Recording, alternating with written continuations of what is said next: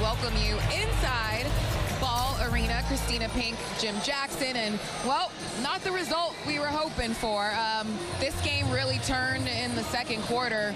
The Nuggets did a lot of damage in the fast break and transition, and it seemed like the Clippers really couldn't recover. First of all, you got to give a lot of credit and respect due to a championship team, which is the Denver Nuggets. The core of that group are still together. They miss a couple pieces like KCP, but the core that wanted are there. So they dug a little bit deeper. The energy in that second quarter, they took the hit from the Clippers, but it only knocked them back a little bit. It didn't knock them down, and they responded from that. And once the ball was rolling, there was no stopping. But I will say this, and I said this during the course of the game, yes, Denver played well, but they took advantage of a lot of the miscues, a lot of the mistakes, a lot of lack of effort plays at times that the Clippers made, and that's what championships do, teams do. They make you pay when you make mistakes. Yeah, it seemed like the Clippers were lacking a little life, you know, the energy, maybe some fatigue set in. These guys have been playing a lot of minutes. They've been battling, trying to secure this series. Now, we talk about Denver capitalizing on miscues, a lot of that coming for them from beyond the arc, taking some of these Clippers mistakes, and they were rolling, knocking down 10 three-pointers in the game. So, Jim, what did you see here as why the Denver Nuggets were able to get on a roll from long range? A lot of plays that happen within the Clippers, and not just in this game, have been miscommunication. Okay, you talk about what defensive adjustments do you need to make. To me, more so it's execute your defensive plan. And when you do that, at least you have the guidance to disrupt some offense. A lot of the three-point shots came off miscommunication. That was created, once again, by the Clippers. And when you have wide-open shots, you're able to knock them in. So if you look at the number of shots that were taken and made for Denver, a lot of them are wide open. And again, it goes back to, I think, the lack of defensive discipline, not talking early and often, allowing a team like Denver to find their rhythm and range at home. You start knocking in those threes, the crowd gets involved. It's tough. Yeah, it is really tough to, especially when you're on the road, you're trying to fight to keep your season alive. And Denver, all season long, great in the paint, great in transition, and we saw that tonight as well. They had 24 fast break points. So those can be momentum-changing plays, and it certainly felt like it. Some of them felt like back-breaking plays because it's hard to get back in transition and hard to slow these guys down. Yeah, really, but they were the top fast-breaking team all season. Yep. I thought the Clippers did a really good job throughout this series of limiting that. Actually, we had more transition plays go through the course of this series. But in this particular game, when we missed, we turned it over, this team was out and running. A shot went up in the corner. We didn't get back in transition to give it up. Those are momentum type of plays. In particular, the way the Clippers started in the first quarter defensively, when they were kind of up into the Nuggets, made it tougher for them to score. But then you turn around in the second and you start giving up layups. Guess what? Your half-court offense begins to find a little bit rhythm. And once that, that faucet is open and turned on, it's hard to shut it off. Well, the Clippers did get off to a good start in the first quarter. Today they make a lineup change. They insert Derrick Jones Jr. into the starting lineup. He had 12 points. He played as hard as he could. Obviously, it resulted in a losing effort, but certainly a bright spot for the team tonight. How was he able to come out there and give them some juice? Well, length and athleticism. I thought the move was critical because he was able to defend Jamal Murray one-on-one. If he got switched inside, he could still do it. But he scored on the offensive end because he was going to be a benefactor of all of the coverages for James and also Kawhi.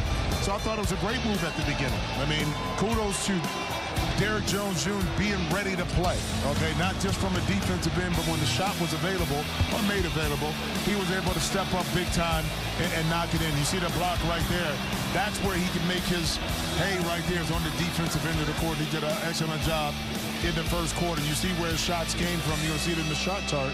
At the rim, and he ended up, out there in the three-point shot. But 10 shots came because he made himself available. But more importantly, Christian, like you said, he was ready to play. Yeah, Derrick Jones Jr. stays ready, certainly answering the moment, coming out, helping the Clippers get off to a good start before things started to slow down. Now, in a few moments, we'll be hearing from Nuggets head coach David Adelman. So before we get to him, I mean, congratulations to him, because this is a guy who took over the starting job with 3 games left in the season. His first ever playoffs, and now getting his first ever playoff series win. Here he is at the podium. Gritty energy defensively. Shot making doesn't come every night. We kind of had that too from a lot of different people. Very underrated thing. The end of Game 6, Christian made a couple threes late, and you lose that game. And you say, oh, well, those weren't big shots. But for him, they were. And you saw the rhythm was better. 8 for 15, 3 for 5 from 3. Just complete team win. Aaron Gordon, 9 for 16, playing through contact in the paint. Russ, obviously the energy he brought. Peyton Watson, DeAndre Jordan. I mean, everybody brought something. And when you do that, you know that your two best players eventually are going to get going after a tough start. And they did. And Jamal's shot making there to kind of keep the lead where it was at, obviously, withstood any kind of run they were going to make. So really proud of the guys. Crazy series. Fun to win it. Yeah, could you just elaborate on that? Because as close as this was going the full game, 7 games, how rewarding, how good does it feel to come out with the 4th win? I mean, it feels good, but I also know that we're flying to OKC tomorrow. This was not the championship, so I'm sure it kind of felt like it to fans, on both sides because the series was so insane and the ups and downs were so crazy. It's one of those series you won't forget that you were a part of. But yeah, and I thought, we junked it up a little bit, and you can say, oh, you junked it up, and that's why it worked. Anytime you junk something up, the activity with junking it up is what works. And when we zoned, cross-matched, all those things, I thought our activity with our hands, the way we covered for each other, which we talked about before the game, was just incredible throughout the night up until the last 6 minutes. So just an awesome win. I said this before the playoff series. The last 3 games we won in the regular season, to give ourselves a chance to be in this building for this kind of game is a huge deal. And we've won a lot of big games here, and we've had some heartache here. We've been through a lot here. There's a lot of experience in that room, so just very proud of the overall team effort. Yeah, he mentioned the heartache. They lost against Minnesota last year in the playoffs. They get the Game 7 win tonight. Anything stick out about what Coach Adelman said there at the press conference? He talked about his team and the experience. Not a lot of pressure. The adjustments that he made in the second quarter to go to zone and stayed with it. A lot of times he kind of used that as a quick fix situation to throw a team off, but it worked so well the Clippers really didn't make the adjustment to it. And you could give him a lot of credit for this. Listen, he came into a situation, I don't know if the expectations were as high for Denver to win it, but you expect them to win.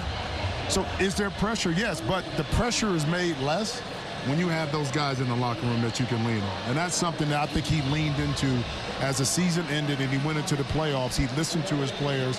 He allowed them to voice their opinions, and he adjusted when he needed to. Yeah, Nikola Jokic, universally known from every team, every player in the NBA as the best player on the planet. Now let's hear from Clippers head coach Tyronn Lue.